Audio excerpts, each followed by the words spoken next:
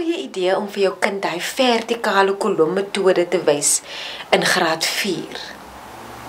Ek is jou wiskundige Lizet Boysen en in hierdie video gaan ons 'n bietjie daaroor gesels. Kom ons begin.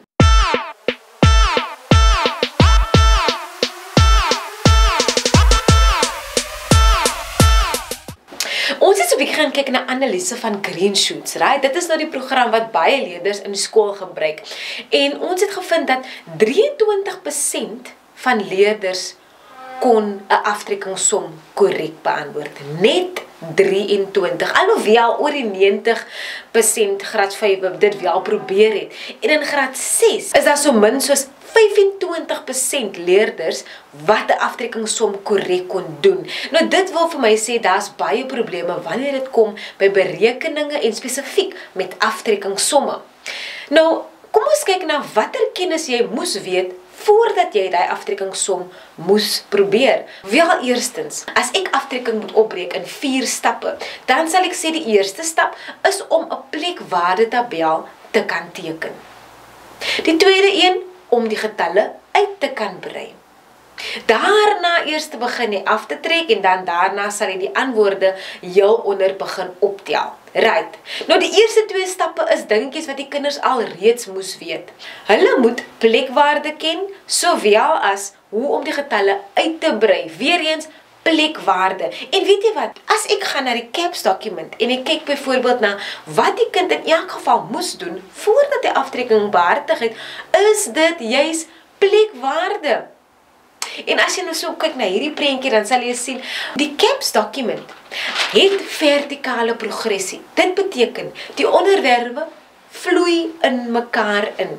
So voordat jy aftrekking moes doen, moes jy as 'n onderwyser plekwaarde behartig. En nou maak dit sin. Hoekom die kind eers daai moes doen, voordat hy eintlik kom by die aftrekkingssomme. So daai is die eerste ding. Die tweede dingetjie wat ek vir jou wil sê is, 65% van kinders is visuele leerders. Wat beteken dit? Dit beteken die kind leer deur wat hulle sien.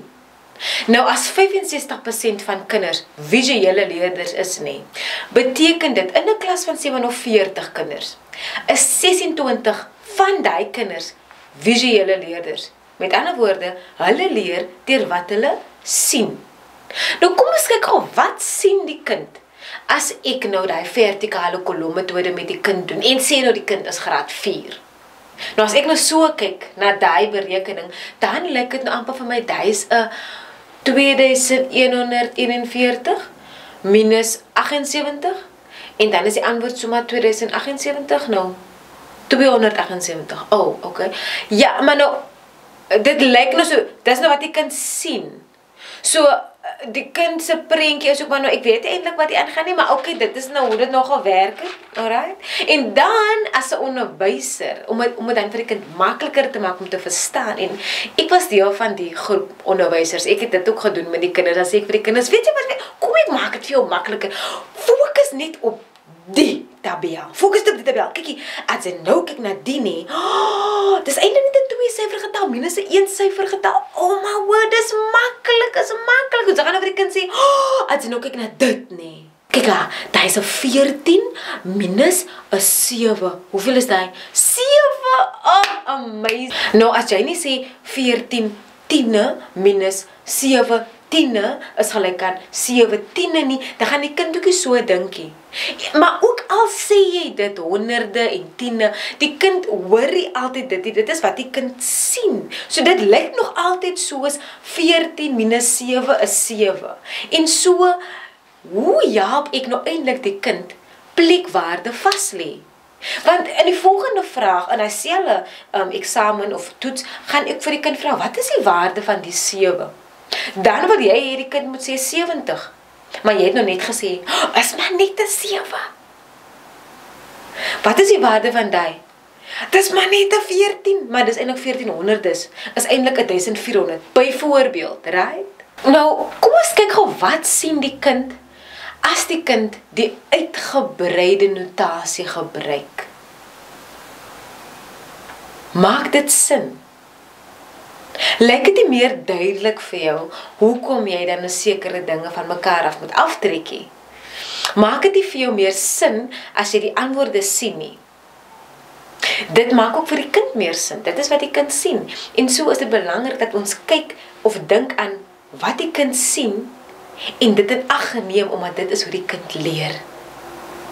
So ons moet altyd seker maak, wanneer ek 'n kind werk gee en iets verduidelik, om seker te maak, ek onthou, wiskunde het vertikale progressie en al die onderwerpe vloei in mekaar in. So ek kan nie in die een onderwerp een ding sê en in die ander onderwerp sê ek iets heeltemal anders nie. Want so verwar ek die kinders met die konsepte en dan op einde van die dag word niks vasgelê nie.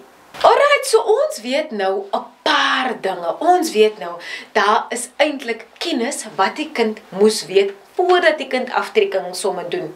En dis voordat die kind hy vertikale kolommetode doen. So maak seker jy lees 'n bietjie klem of vaslegging op plekwaarde eerste, want dit is die belangrikste konsep wat die kind moet ken voordat die kind enigiets anders doen. Ons het ook uitgevind dat 65% van kinders visuele leerders is. En so is dit belangrik dat wat hulle sien, sin maak vir hulle om te kan verstaan waar die wiskunde vanaf kom. Dit is ook so belangrik dat hulle verstaan waar vanaf dit kom, sodat hulle dit korrek kan toepas in die toekoms. Dis 'n wen-wen situasie. Nou in die volgende video gaan ek vir jou wys hoe jy jou kind se plekwaardevaardighede kan bevorder of dit gereeld kan oefen, sommer net so met jy goed wat jy by die huis het, okay? Dit gaan vir jou lekker informatief wees en dit gaan verseker dat jou kind gemaklik voel wanneer dit kom by aftrekking, al moet hy al die stappe doen. Tot die volgende video, mooi loop, ek sien jou dan.